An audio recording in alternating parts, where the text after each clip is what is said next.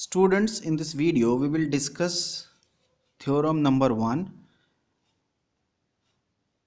based on the Green's function. What is the theorem number 1? If the boundary value problem given below this problem with boundary condition this is the differential equation and this is the boundary conditions. Okay, so this is the BVP, boundary value problem. So if the boundary value problem given below has only the trivial solution, yx is equivalent to 0, so 0 is the only solution, then the operator L has a unique Green's function gxt. So we have to prove the uniqueness of Green's function associated with the boundary value problem. Okay, so take the boundary value problem. This is basically what? Ly. This is Ly is equals to Ly, which is nothing but this is the differential operator operated on y. So we are considering nth order derivative.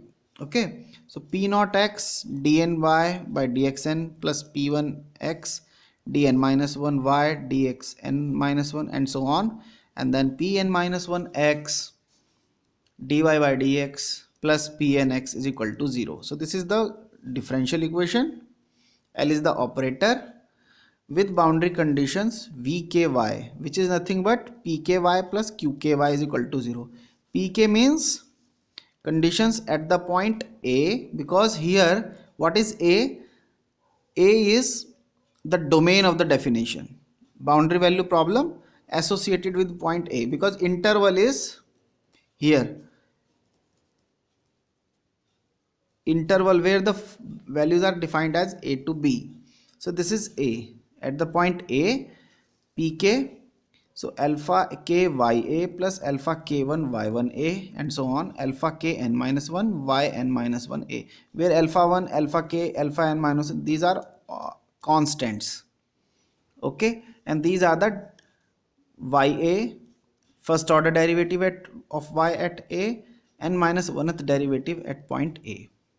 Similarly, qky is beta k y at point B, beta k1 y1b, beta k n minus 1 y n minus 1b.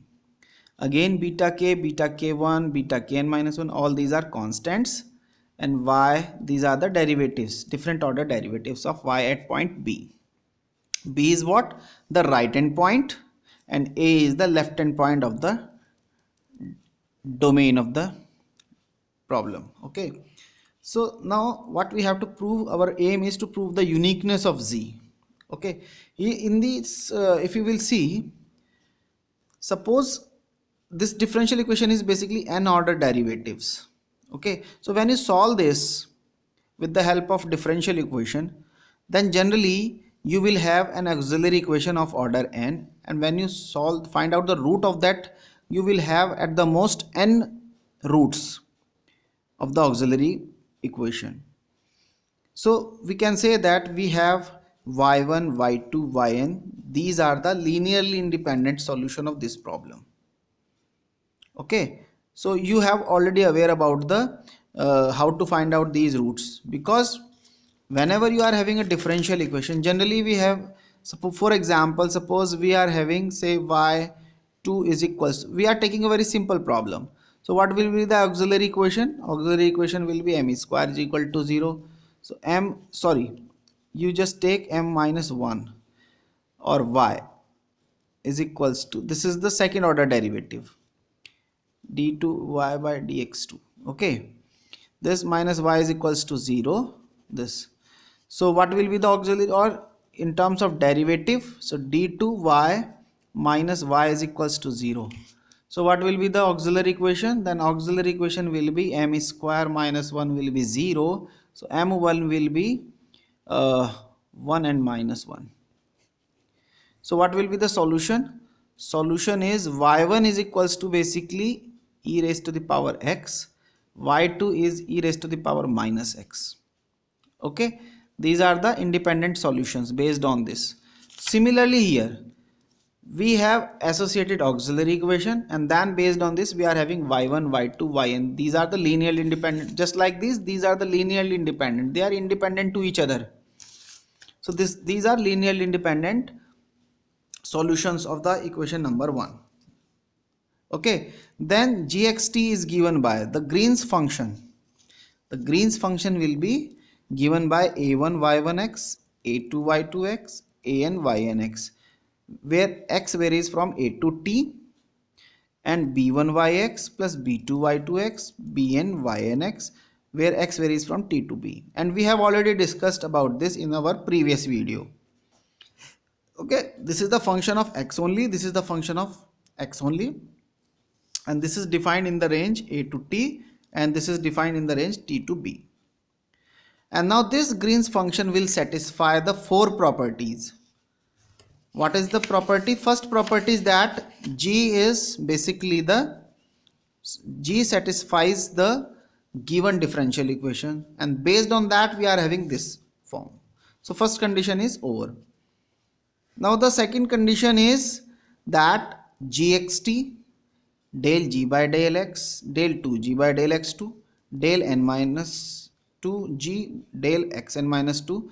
That means these are continuous at x equal to t. That means g and its derivatives up to order n minus 2, they are continuous at x equal to t. Okay, so now first gxt is continuous at point t. That means the value of this function at point t is equal to the value of this function at point t. So this is the equation. So this value is equal to this value. Similarly, del g by del x is continuous at point x equal to t. So first differentiate this function at point t, and again differentiate this function and find its value at point t. Both will be same. So b1 y1 dash t plus b2 y2 dash t bn yn dash t is equal to a1 y dash t a2 y2 dash t an yn dash t. This is from this condition. Similarly, second order term, and now last term is this. So based on this, just differentiate this function n minus 2 times and find out the value of this function at point t. Then again differentiate this n minus 2 times and then find out its value. Both will be same. So we get this equation: b1 y n minus 2t, b2 y2 n minus 2t, and so on, bn yn n minus 2t is equal to a1 y1 n minus 1t, a2 y2, and this is n minus 2. Okay, y2 n minus 2 t and an yn n minus 2t. So this is from the continuity. Now second condition is that del n minus 1, that means n minus 1th order derivative of g, has discontinuity of first kind, and the jump being equal to minus 1 upon p naught t. What is p naught? P naught is the coefficient of highest order derivative. This is by the definition of Green's function. So that means what? Del n minus 1 g del xn minus 1 at the point x equal to t plus 0 minus del n minus 1 g by del xn minus 1 at the point x equal to t minus 0. This is equal to minus 1 upon p naught t. This is by the definition. This is by the discontinuity. Okay. Now here we will get this equation. This is, here is this. Differentiate the function g for at the point x equal to t plus 0. T plus 0 means this function.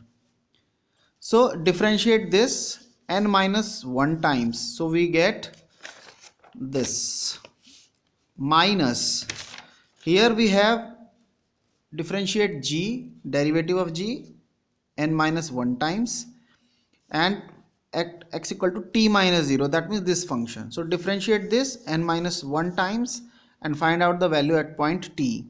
So we get this, and this is equals to minus 1 upon p naught t. So we get this difference is equals to minus 1 upon p naught t. This is equation number 5. Okay. So now if you examine this system and this equation, so we are basically, you will see that in each equation we are having a term y1t y1. When you take common, so you will get the factor b1 minus a1. Similarly, the difference will be b2 minus a2.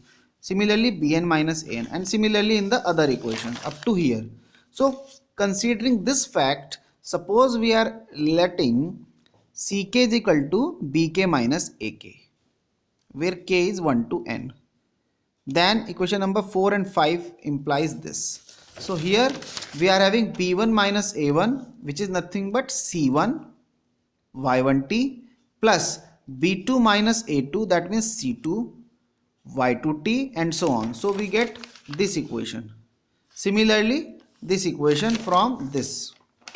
And now from here you take this common, so we get b1 minus a1 multiply by this factor, so we get this. Similarly, b2 minus this will be this, is equal to this equation. Okay, so these are total n equations and denoted by 6. So now the determinant of the system of equations 6 is given by d is equal to, because c1 c2 cn, these are the unknowns. Okay, however y1 y2 yn, these are the known functions. So we get this y1t y2t ynt. From here this from this n minus 2th term, this is so, and from the last equation we have this is the determinant, and we know that this is what, this is nothing but the Wronskian. Wronskian is denoted by capital W of the function y1 y2 yn. This is equation number 7.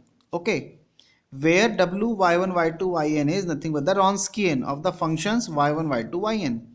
Now if you will see in our previous page, here y1 y2 n are linearly independent solutions.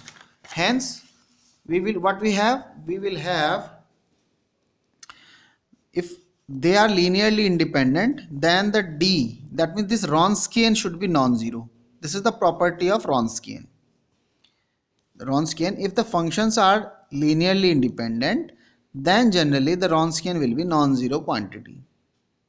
Okay, so since this determinant is non-zero quantity, hence we can say that the corresponding system has a unique solution, because in that case what, rank of the matrix, the corresponding matrix will be n, and hence we will get a unique solution.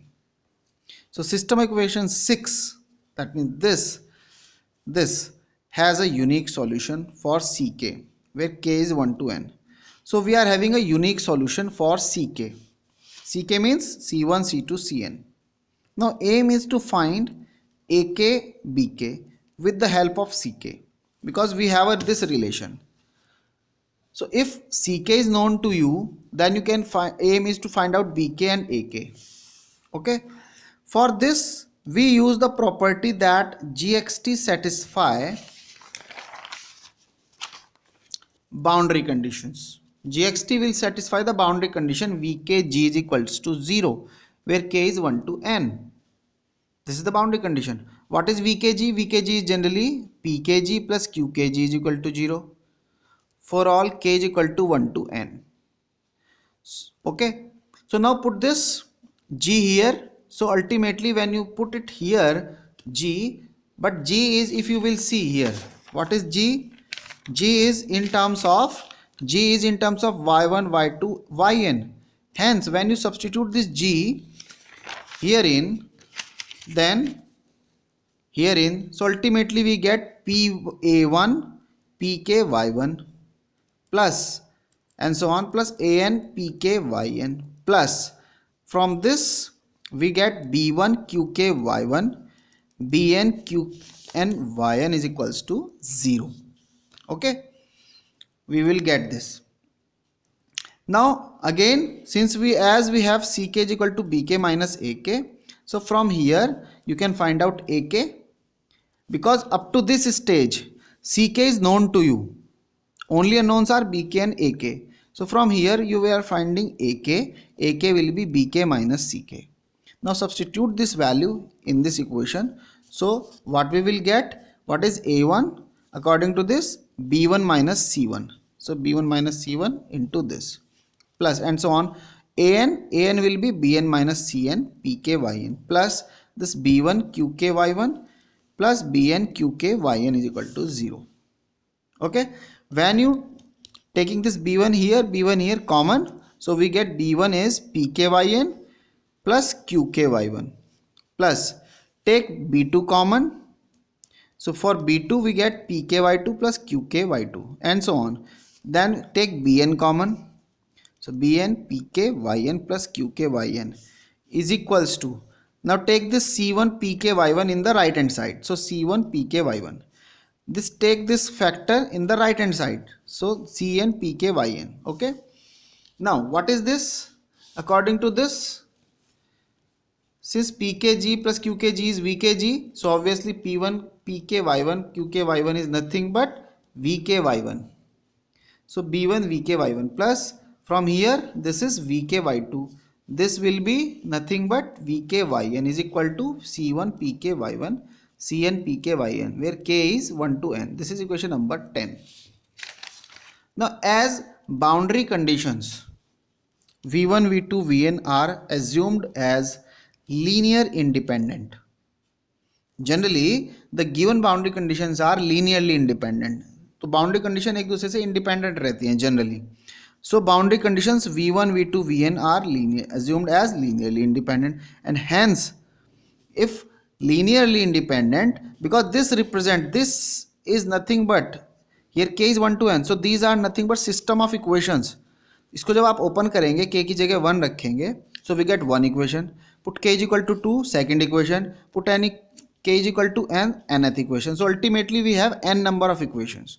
So जब उसको solve करेंगे for b1 b2 bn, then what we will get, we will get this determinant. Okay, so this determinant is what, put k is equal to 1, so v1 y1 v1 y2 v1 yn, put k is equal to 2 here, second row जो आएगी वो आएगी v2 y1 v2 y2 v2 yn, put n करेंगे यहाँ पे तो nth equation आएगी vn y1 vn y2 vn yn, and obviously when they are linearly independent, so this should be non-zero, and hence we can say that b1 b2 bn they are basically unique solution.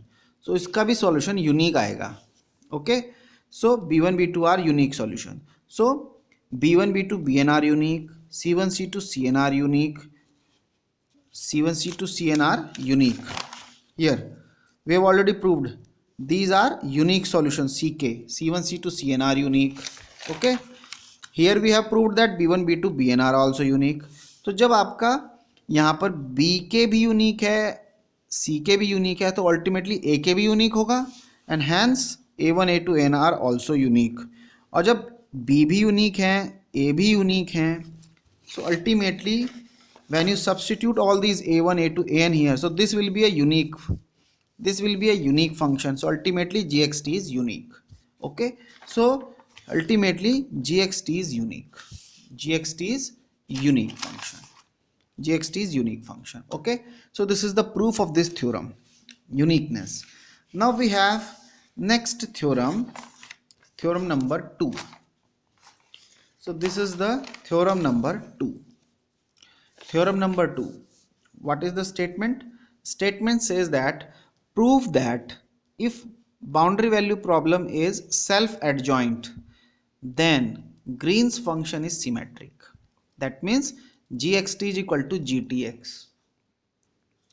तो अगर boundary value problem self adjoint है तब जो Green's function होगा वो symmetric होगा, ये हमें प्रूफ करना है. So how to prove this, let's see. Consider a linear homogeneous differential equation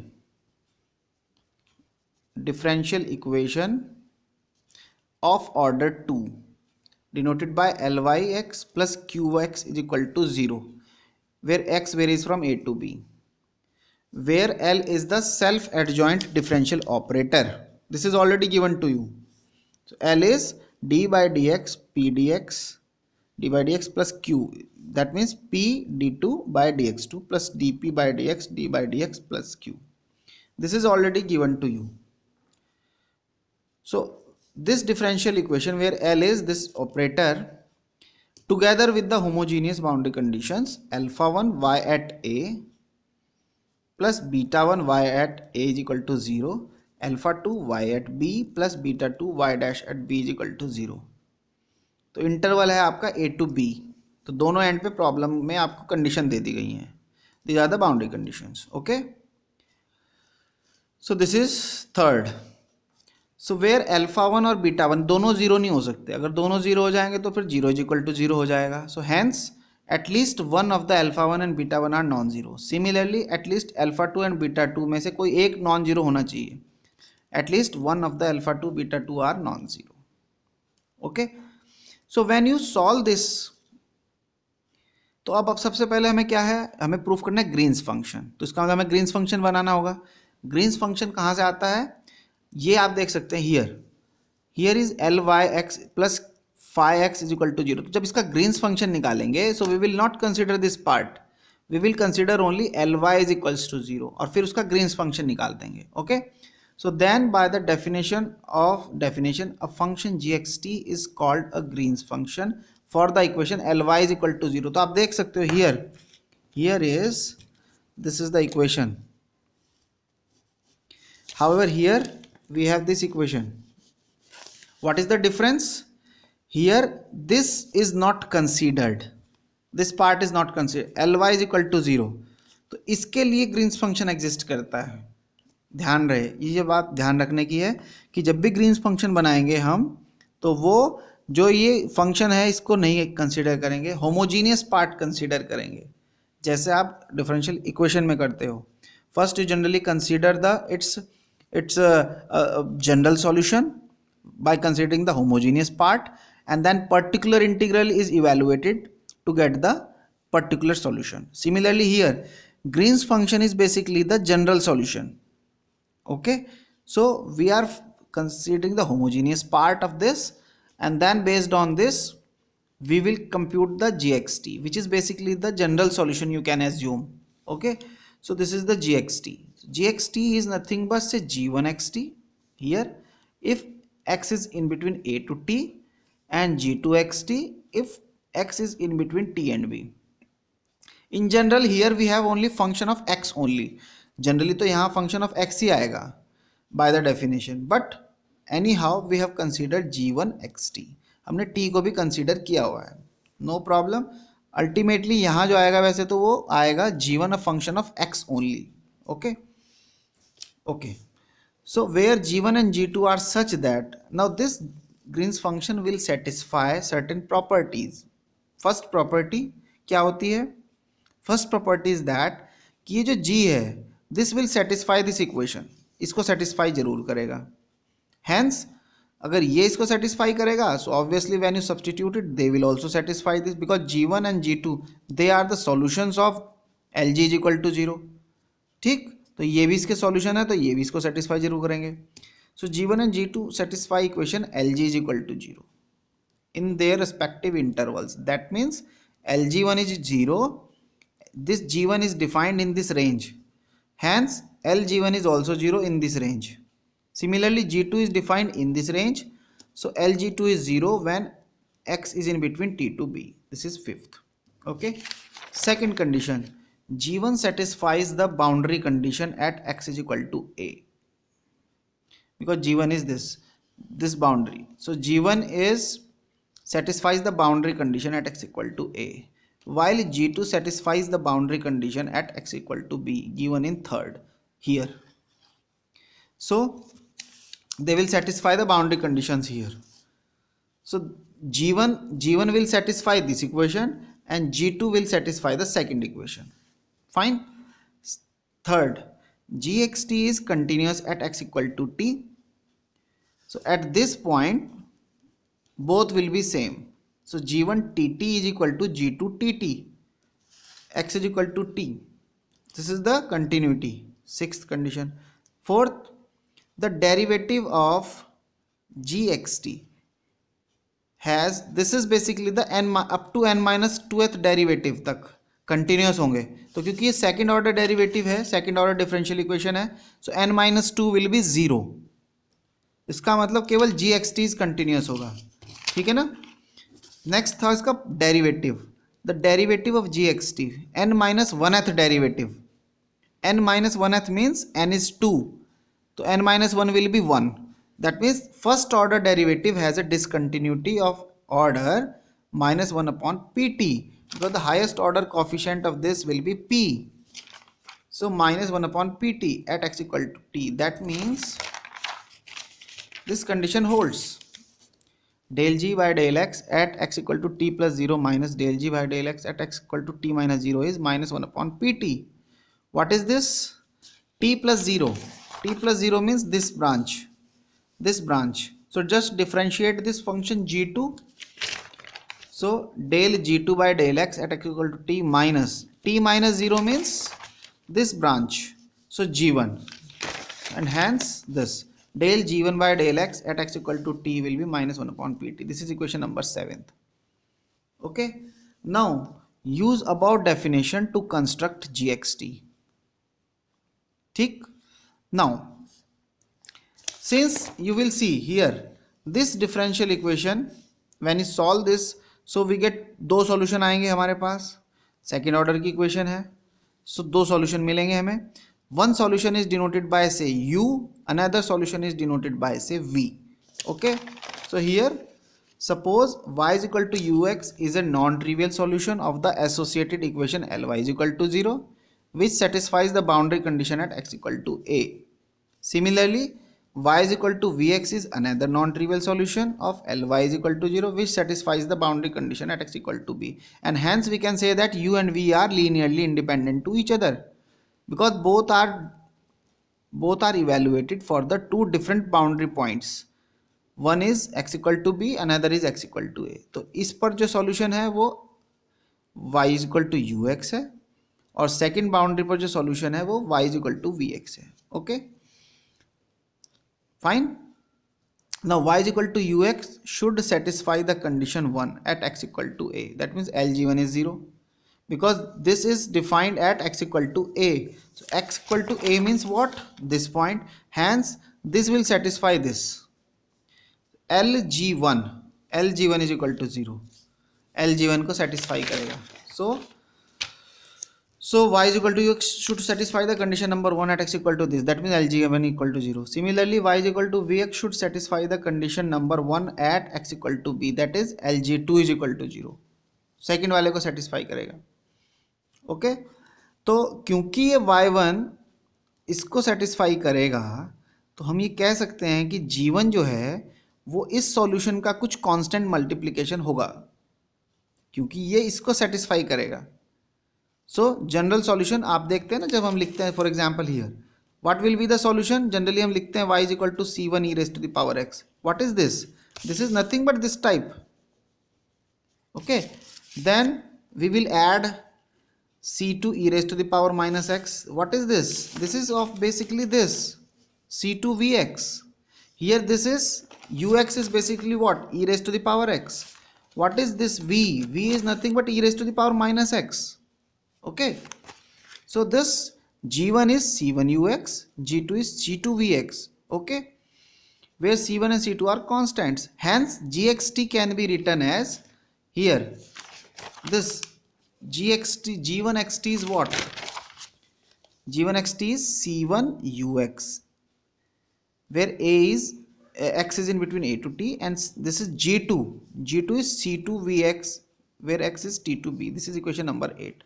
Now find c1 and c2 using condition number 3rd and 4th. What is the condition number 3rd?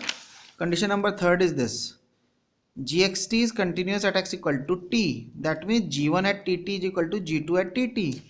So here put x equal to t here. Put x equal to t. So both will be same. So c1 ut is equal to c2 vt. This implies c2 vt. Take this part in the right hand side, so we get c2 vt minus c1 ut is equal to 0. This is equation number 9th. And now the condition number 4th implies this.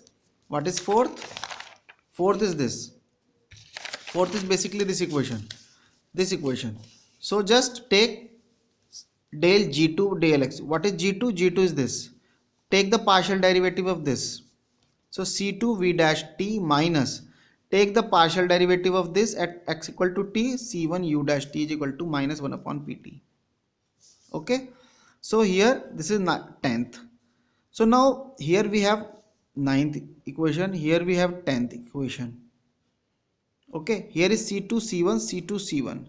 So the determinant d of this system 9th and 10th is given by d is equals to this determinant vt, then this minus ut, from here v dash t, and from here minus u dash t. This is equal to nothing but the Wronskian of ut and vt.